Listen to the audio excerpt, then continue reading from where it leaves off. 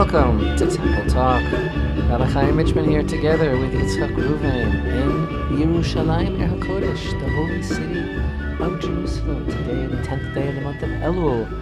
Ani lidodi, lidodi li. I am to my beloved is to me. That's Elul 5778. It's August 21st, if you must know, 2018. And this Shabbat, Parshat Ki Teitzei, when you go out to war against your enemies.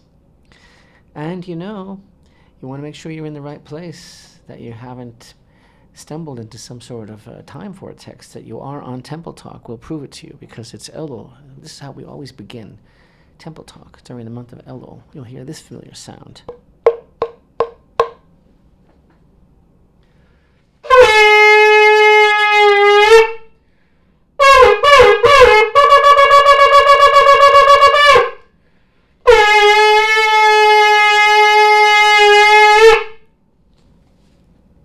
And that is part of the Elul experience. It's bona fide, genuine Temple Talk. You heard it. Because, the shofar, it comes from the deepest place. It comes from a place that is the pure breath of Adam HaRishon, the first man. That's why it is the instrument of our service of Hashem on Rosh Hashanah, a quickly approaching new year. And during the month of Elul, as a rabbinical decree, we remind ourselves of the approaching Rosh Hashanah every day, blow the shofar.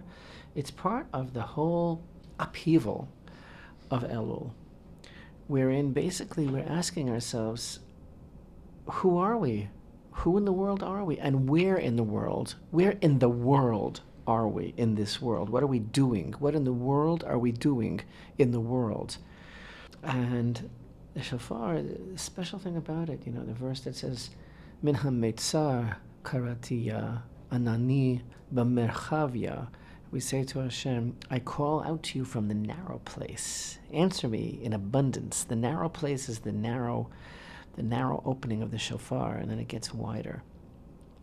And it comes from deep within. And the amazing thing about the shofar, there's no words. In fact, the commandment of hearing the shofar on Rosh Hashanah, which all of this is a practice leading up to this churning of the spirit, this upheaval within, that as we're listening to the shofar, it's a primal sound. It's very, very jarring, and it does something to us. And the thing about it is that the amazing thing about Rosh Hashanah is that we serve Hashem by listening to the shofar. That's the commandment. The blessing that we say over it is that Hashem has commanded us to listen, to hear the sound of the shofar. And it's unembellished. It's just caused by breath. And the amazing thing is that it's beyond speech, Speech, words are nice, okay? But if you can find the language that can be spoken that is beyond words, then you will avoid all possible misunderstanding, because misunderstandings are the basis of words. But this is a form of communication beyond speech that really grabs us and asks us to review where in the world we are, who in the world we are, and what in the world are we doing in the world. And that, of course, is the whole crux of what it means to be awake during this month of Elul. So I hope it's going well for you, or I hope it's complex. I hope it is got you thinking about these things. That's, again, the beauty of this month. It's just this workshop in grabbing hold of ourselves. In the meantime, we are in the thick of the book of Devarim, this incredible experience of the review of Moshe, of the life and times of the children of Israel before he takes his leave of them, before he leaves the world, as they're about to enter into the land that they were promised and conquer it. And he's laying out this whole system on the level of the nation, as we've been learning about the national institutions of the Holy Temple and Sanhedrin and the king, and about the individual, all of the mitzvot, the commandments that apply to the individual. There's a lot of commandments that are being said that have been, some of them have been stated in other places in the Chumash and the Torah, and some of them are debuting now And of course, the Parsha, this week's Torah portion of Ki Teitzei, is unusual in that it actually features more commandments than any other portion of the entire Torah. It has 74 commandments altogether, which is amazing. And what is their common denominator? Because they're really a wide variety of commandments that apply to all sorts of situations. Most of them have to do with the individual as opposed to the parshiot until now that have all been focused on societal issues. Most of them have to do with the individual. Now, you know how like you read a book and then people say they want to see the movie? Or wait, I'm going to not read this, I'm going to wait for the movie. I would like you to wait for the movie, meaning this week's Torah video lesson on our YouTube channel is going to focus on, amongst other things, the question of what is the common denominator between all of these commandments. There's such a wide variety of commandments. Is there a pattern here? Is there a logical progression? Is there some sort of template that applies to why these mitzvot appear in Parshat Ki Teitzei? So wait for the movie. In the meantime, one thing is clear. There is a divine call here for a holy people, a separate people that keeps themselves separate, to enter into this land and to live according to the word of Hashem. And I see that as a direct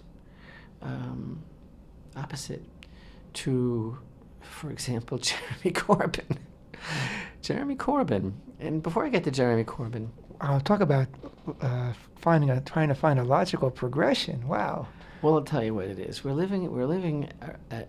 witnesses every day to a tremendous increase in anti-Semitism as manifest by acts all over the world. Every day you read about swastikas dabbed, about attacks on Jews, about things even on a governmental level of governments wanting to prohibit kosher slaughtering and circumcision.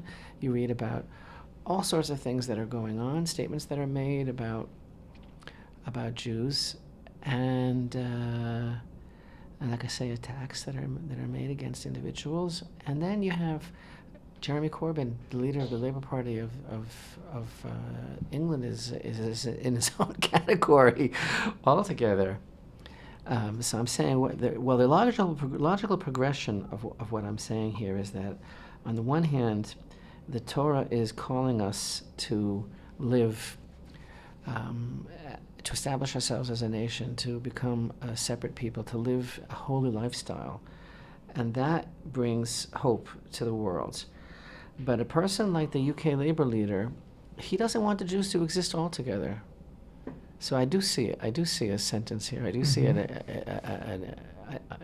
a mathematical formula. He is the very opposite of everything that Parshat Ki Teitzei and all these Torah portions are all about. Maybe he's Amalek. And maybe he is, but that's not up to me to decide. But in every day, like, there's a new revelation about his good friends, the people that he claimed to be his friends, Hamas and Hezbollah, and his visiting the graves of the perpetrators of the Munich massacre against the Israeli athletes.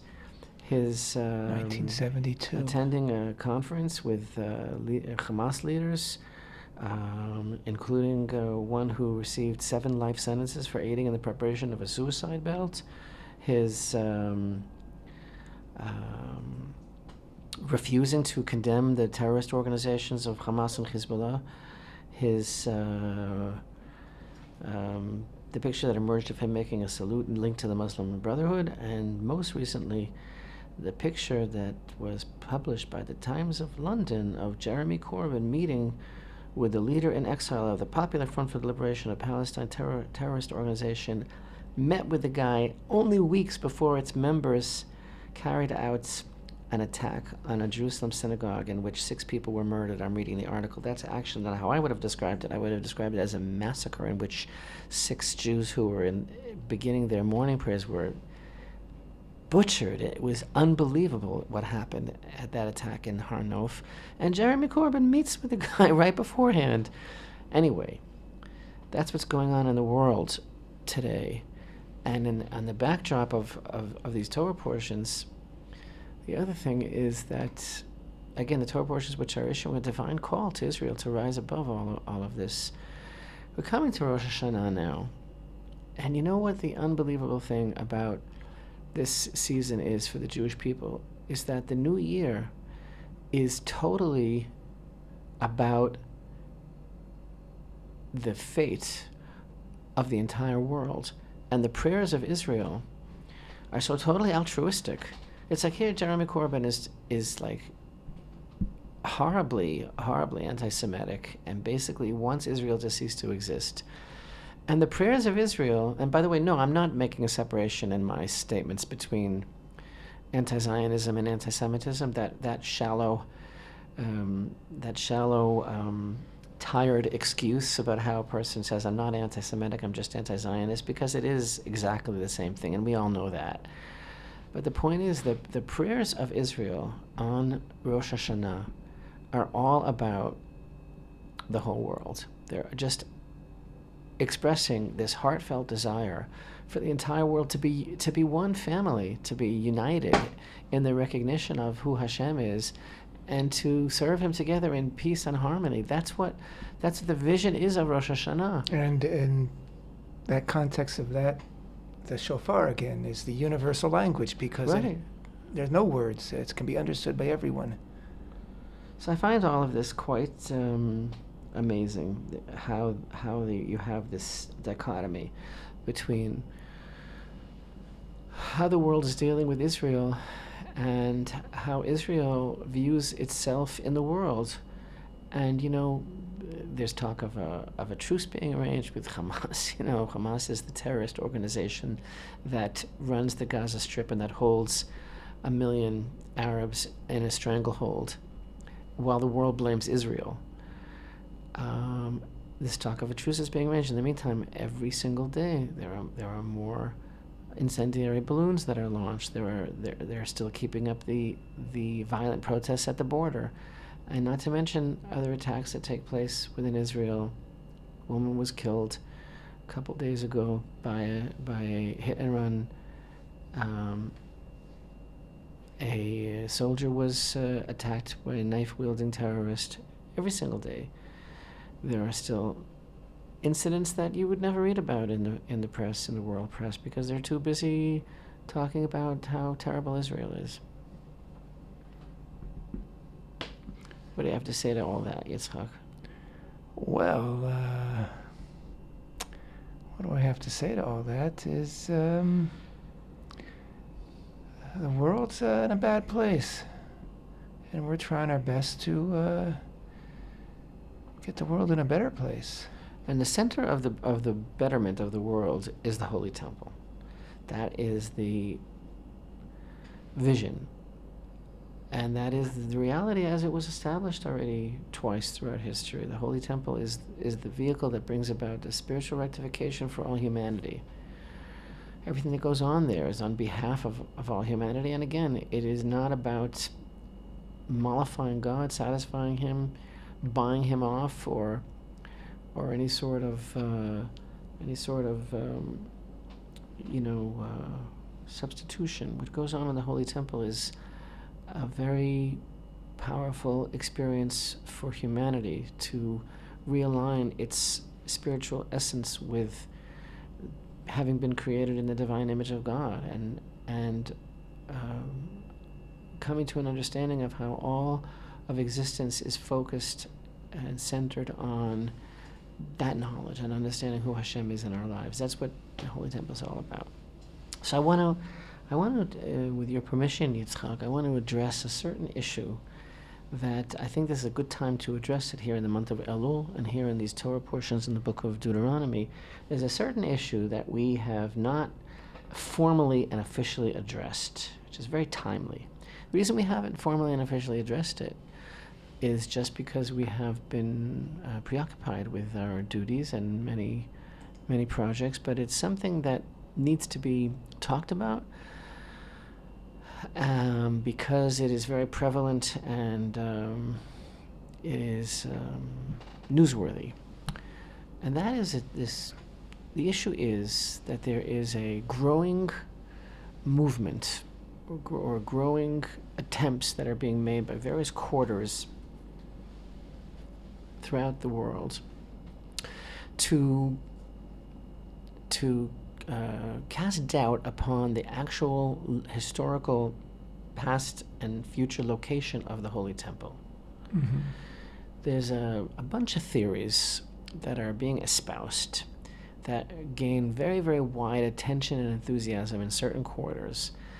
And according to these theories, basically the premise is that the Jewish people, God bless them, bless their hearts, they're a little stupid, they're a little confused, and they don't really know where the Holy Temple goes. That's the premise. We lost it, right. And we're looking in the wrong places. Right. We're historically challenged.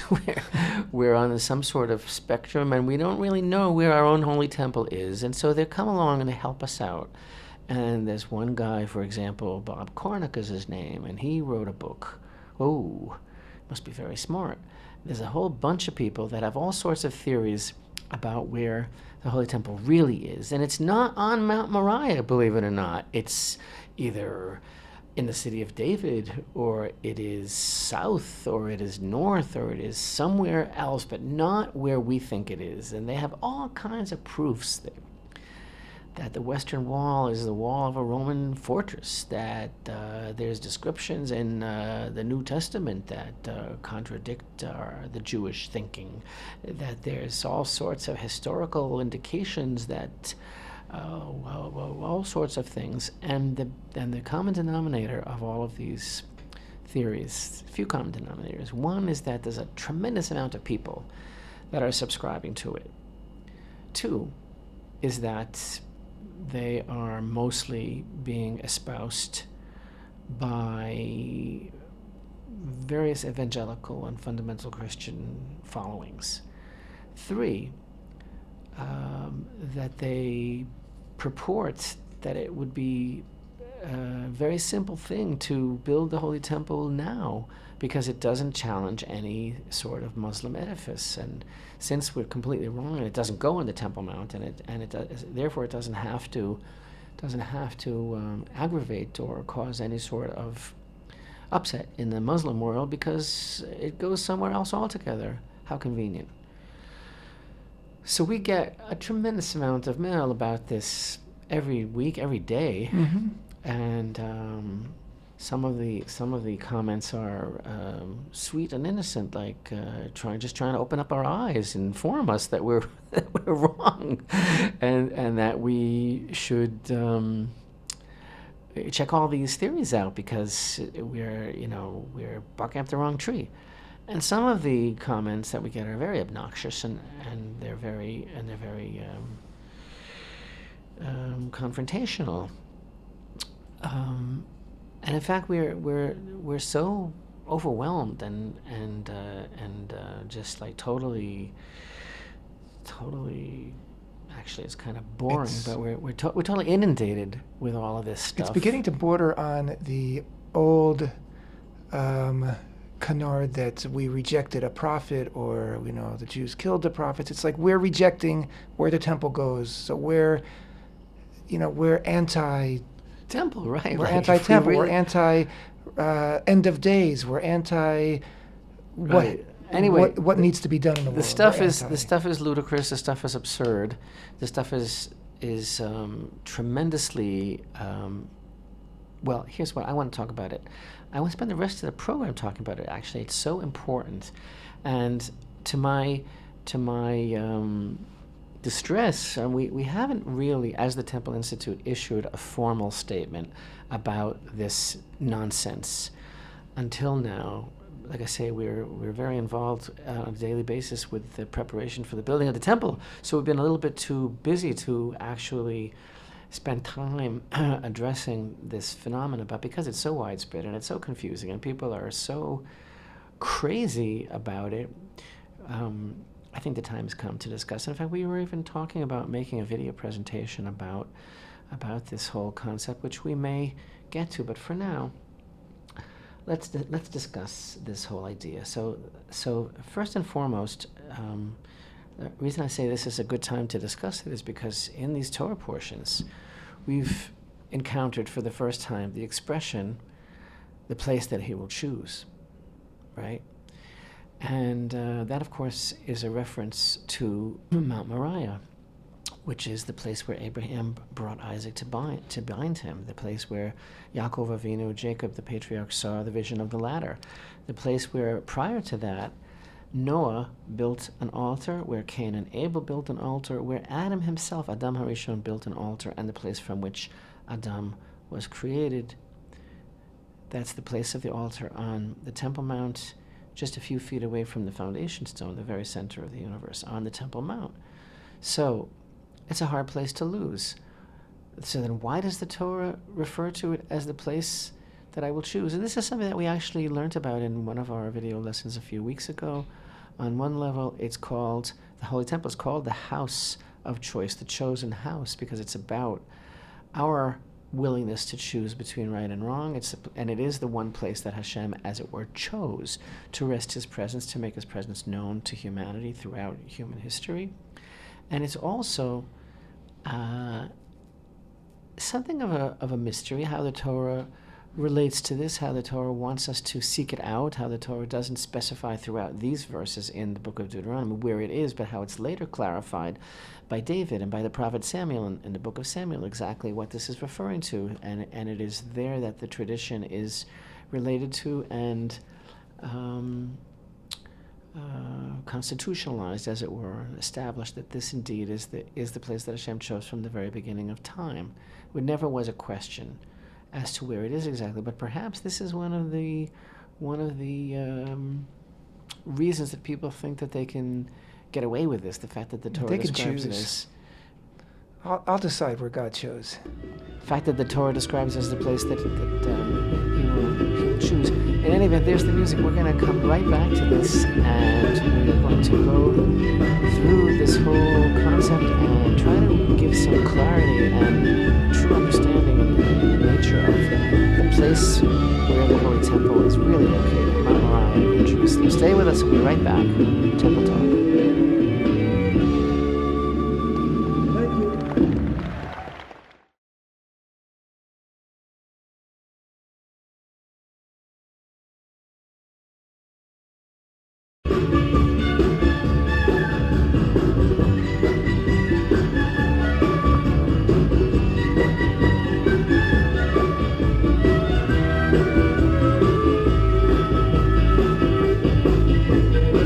Shalom and welcome back to Temple Talk. This is Yitzchak Reuven with Rabbi Chaim Richman here in Jerusalem, Israel. Today is the 10th day of the month of Elul, 5778, 21st of August, 2018. This coming Shabbat, Parshat Ki Teitzei, when you go out to war against your enemies. Of course, another theme of the month of Elul, going out to war against your enemies. Who are your enemies? Your own inner enemies that... your weaknesses, your traits that may bring you down. Anyway, you start to talk about this phenomenon of basically it's like a Temple Mount replacement or something phenomenon. But I want to mention a parallel phenomenon that's happening right at this moment, because today, tomorrow, and Thursday, Jews are not allowed to go to the Temple Mount.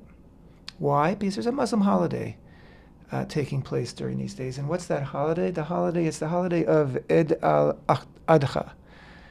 In Hebrew, Chag Korban, and in English, the Festival of the Sacrifice. And it is a Muslim festival which commemorates the Muslim idea that Abraham bound his son Ishmael on Mount Arafat in the Arabian Peninsula. Okay, if that sounds very familiar to you, well, it should, because obviously it's a appropriation of the story of the binding. It's more like a rape of the story. Yes, the binding of Isaac, which took place... Islamicizes right, the which story. took place 3,000 years before Islam came into being. And obviously the point of it is to take the Jewish tradition and the heart of our tradition, the heart of our who we are, of our identity, and to take it for themselves. Revise it. It's revisionist history. So just like they're always saying that we're trying to Judaize Jerusalem, what they're doing is actually they're Islamicizing the Torah. And the irony is that the binding of Isaac took place on Mount Moriah, which is the place of the Temple Mount, the Holy Temple. And they've said, no, it didn't take place there. It didn't take place at all. The binding of Ishmael took place in the Saudi Arabian Peninsula, which is why there's a pilgrimage right now. But yet they want to hold on to Mount Moriah with as a stranglehold. Millions and millions of Muslims go to Mecca on pilgrimage for this holiday. It's called Hajj. And still, for some reason, Jews are kept out of the place that the Muslims deny has any significance at all, because it didn't even happen there, and it didn't even happen at all, but something else happened somewhere else. And of course, the reason that we're not allowed access to the Temple Mount and Muslim holidays is because it might irritate them. Right. It might annoy them. It might. Of course, on rub Jewish them the wrong holidays, way. there's no such ban on non-Jews going to the Temple Mount. Right. But anyway, this is a parallel phenomenon of someone coming along and saying, it wasn't there, it doesn't have anything to do with that, it doesn't have to do with them, they're wrong, we're right, it's ours. In a way, you're right. It's all about what you call appropriation. The common denominator behind all of these alternative theories is that they are based on incredible arrogance and incredible ignorance. They are a form of replacement theology, those who are familiar with the term. That's exactly what this is. It is an attempt for non-Jewish sources with their own specific apocalyptical agenda to usurp, appropriate, rape the Jewish narrative and replace it with their own that serves their own purpose.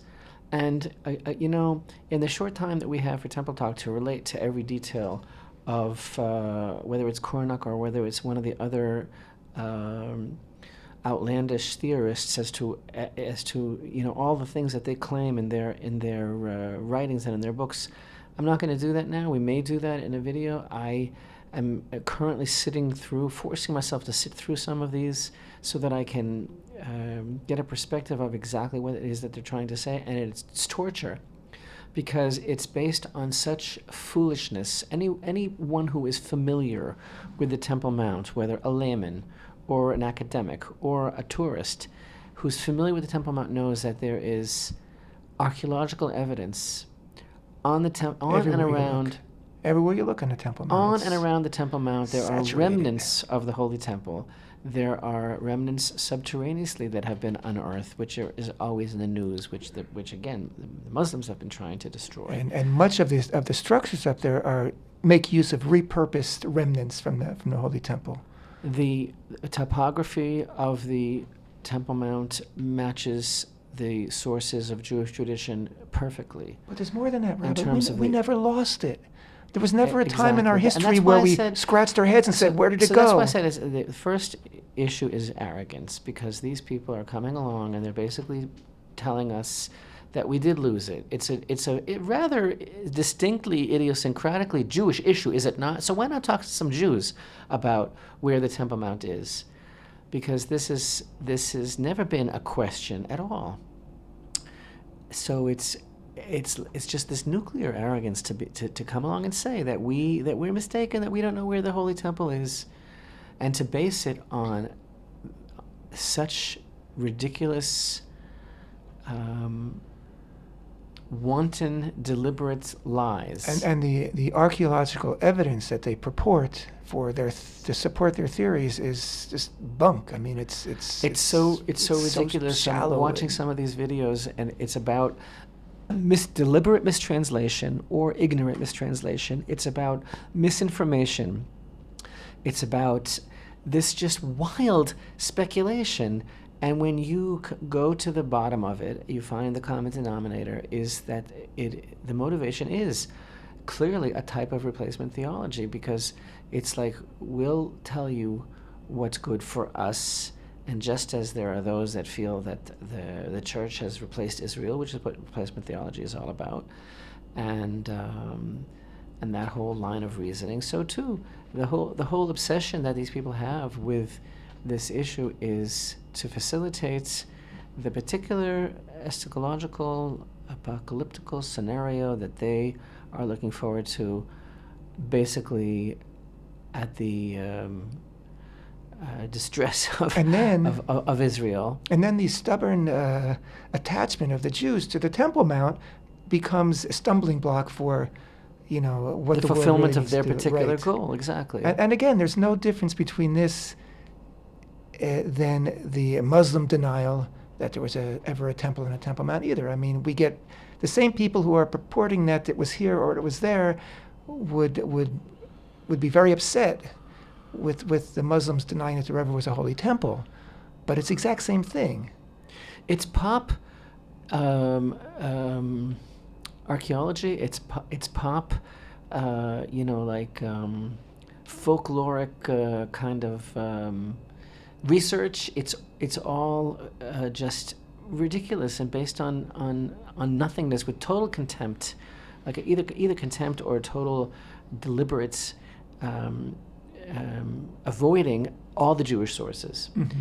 So, these people write to us and they say, like, oh, don't you know, like, that this can't, that's not the western wall of the temple, and that's not where the temple was located, and that Antonia Fortress couldn't possibly be this and that, and all of this kind of thing, and then they purport these absolutely far-fetched and ridiculous locations of the Holy Temple, which have nothing to do with anything in reality whatsoever, except that their dream is that we should be able to build the Holy Temple that much quicker, so that they can, in their own words, and you can see it in the comments on YouTube, so that they can, in their own words, get out of here that much faster, which is their particularly idiosyncratic doctrine that has nothing to do with reality whatsoever.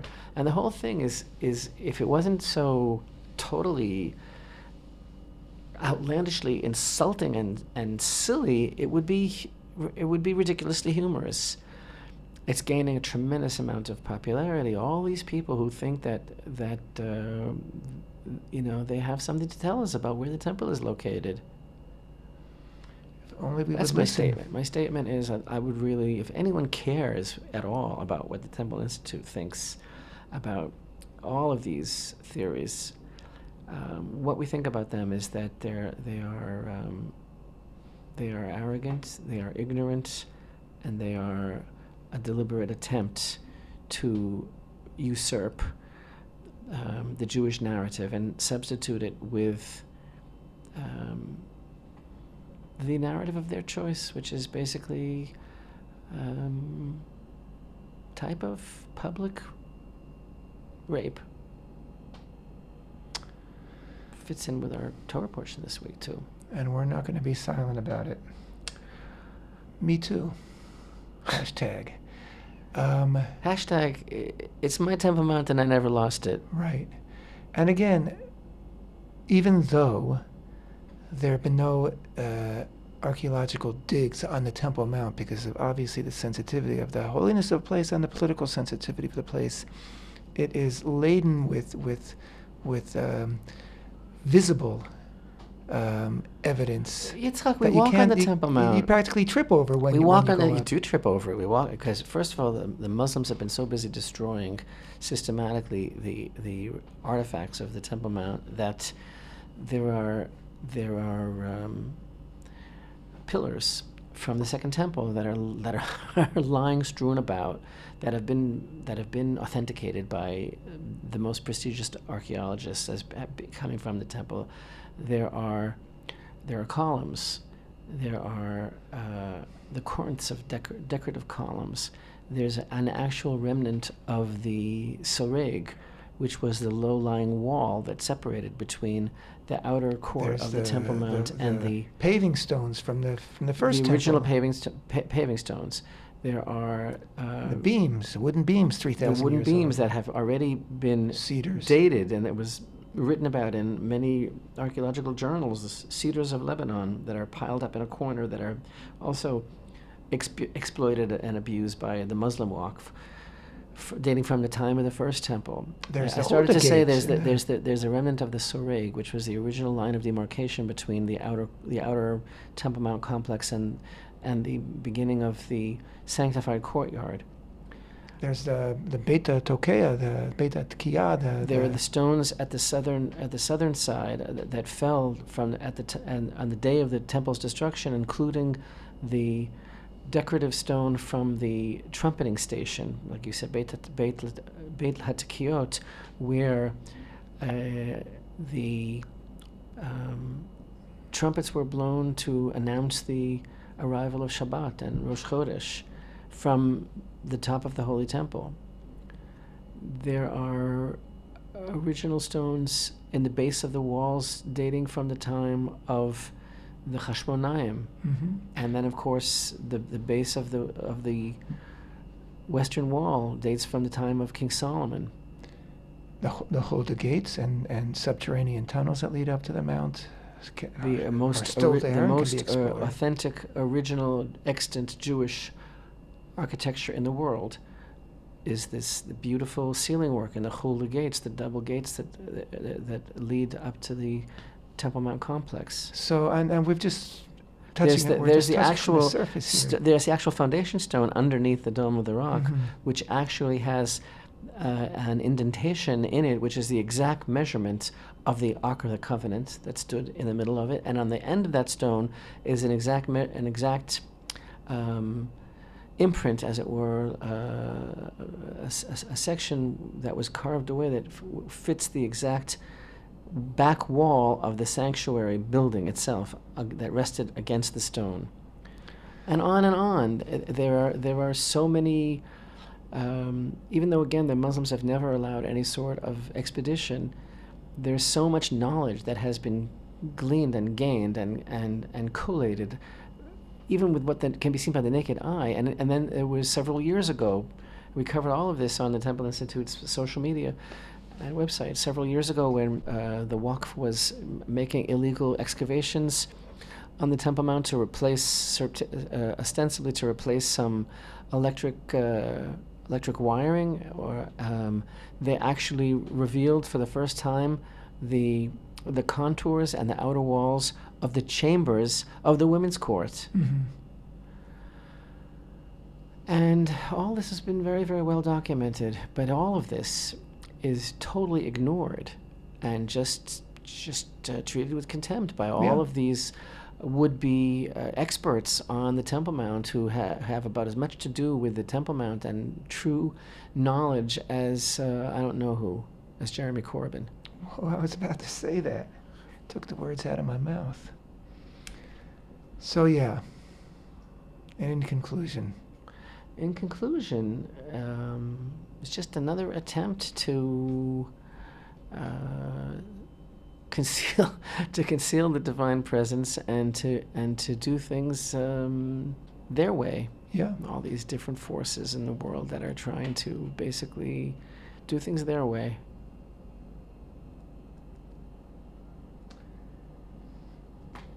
Okay.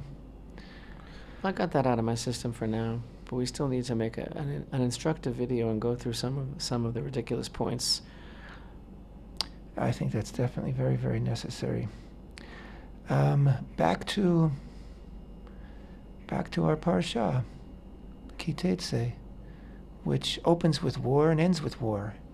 Opens with the war against our enemies and discusses some of the laws of warfare, and concludes with the war against Amalek, that is a war of complete obliteration. And yes, Rabbi, you want to say something? Me? Yeah. Oh. Want to change the subject, maybe? I don't want to interrupt you, Yitzchak. I don't want to interrupt you. You don't want to interrupt me. Well then, Ki Teitzei happens to be my son's bar mitzvah parsha. Oh, Mazal Tov. Chock, what did you say, 76? 74. 74? 74 mitzvot, and there are some very interesting mitzvot in here.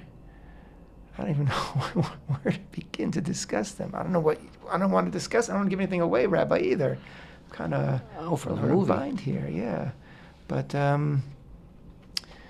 as you pointed out, up till this point, the commandments that Moshe has been reviewing or introducing have been on a national, societal level. And these mitzvot are very much on the individual level. And really, they get down into very personal details of a person's life, which are, of course, no less important and no less concerned to the God of Israel than how we conduct ourselves as a society and as a nation. But, and of course, also very, very important in the context of the month of Elul, because every detail of our lives and of our conduct toward one another should be under our own scrutiny at this time. And as we prepare for Rosh Hashanah, Yom Kippur, and once again measuring up to ourselves and taking account of ourselves. And I will say this, and I don't want to give away too much because I really want to cover this in depth in our lesson this week, but I think one of the common denominators of all of these commandments is that it's like about finding Hashem in every single situation on a personal level. Every nook and cranny. You might be a worker in a field. You might be dealing with the sexual urge, which is a whole nother story, and which takes over a person's life. You might be construction worker working on a home. Exactly. I know what you're referring to there. So in every situation that a person is in, which of course is the theme of the month of Elul, especially the king is in the field, it's about being there, and it's about realizing the closeness of Hashem and our covenant. It's about raising up every situation to the opportunity for divine light. And the divine light is infused by following Hashem's instructions. And nothing is haphazard in our lives. And this is the call to be a holy people in our land, is that every aspect of our actions should reflect Hashem's presence. And every action should be a form of avoda, a form of serving Hashem, and that all our actions and our intentions should be directed toward that. And again, that transforms into the national purpose and the holy temple, because as individuals in our own personal lives, we should be doing some form of service, of avodah, of serving Hashem with all our thoughts and all our deeds. To tell you the truth, all this really bothers our special guest, Jeremy Corbyn. He's very special guest. It really bothers him because it's like, care for it. It's like and this is everybody's problem with Israel, is that we're a reminder that God exists, and that there is a higher calling, there is a purpose. It's like it's very, very inconvenient for that type of person. I don't want to use any pejoratives here. That's beneath me. I don't want to shock anyone. But yeah, that's the reality. There is a God in the world, and if we're not going to remind you, then someone else or something else will remind you. And I'd like to thank Jeremy Corbyn for being with us here in the studio. I know it's been hard for him because he doesn't really like the Jews very much. Yeah, I guess I don't know what to guess. I don't know where you're going with that, Rabbi. Jeremy Corbyn in the studio. Is this more fake news? I wouldn't even say he's in the studio with us in spirit, because that's the last place I want to be with him. And he wouldn't be photographed with us because he's busy being photographed with murderers and decapitators and savages. But what was his response? I was there, but I didn't take part in it, or something. Some crazy response that everybody's mocking him for now. But we are here, and we are taking part. We're not in fake this. news. We're not fake news, and this world isn't fake news, and what we do in this world is not fake. And we need to be here, and we need to be present, and we need to be participating. And that really is the And we need to answer the message. call of the Book of Devarim to become a holy nation. We're trying our best. And by the way, we did not lose the location of the Holy Temple. We did not Put lose it. that It's in right your pipe here. and smoke it. Put that in your pipe and smoke it. Put that in on your incense altar and maktir it. Whatever. Burn. Hark! I hear the music, Rabbi. Happy Elul. Well, Not we're out happy of here. Elul, but real Elul. Real Elul. Thanks for being with us. This has been Temple Talk.